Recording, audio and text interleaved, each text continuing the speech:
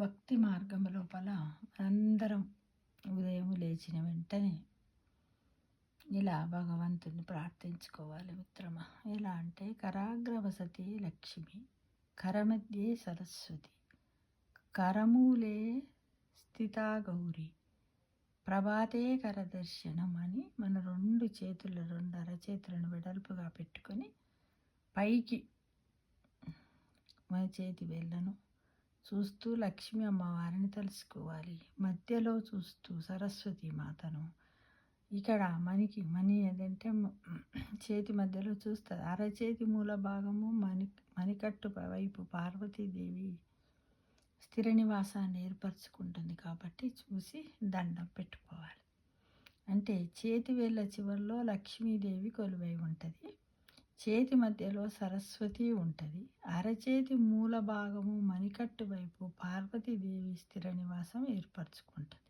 అందువల్ల లేచిన వెంటనే అరచేతులను దర్శించుకోవాలని అంటారు పండితులు, బ్రాహ్మణోత్తములు, మన పురాణ దీశులు, చాలామంది ఋషులు, వీళ్ళందరూ కూడా మనకు చెప్పారు. కాబట్టి అలానే మళ్ళీ రాత్రి కూడా అలానే చేతులను దర్శించుకొని థ్యాంక్ యూ ఫర్ గాడ్ అని భగవంతుని కృతజ్ఞతాభినందనలు తెలియజేస్తూ మళ్ళీ మనము సుఖనిద్రకు వెళ్ళిపోవాలి అని మన సనాతన ధర్మ సాంప్రదాయాలు మనకు తెలియజేశాయి మిత్రమా.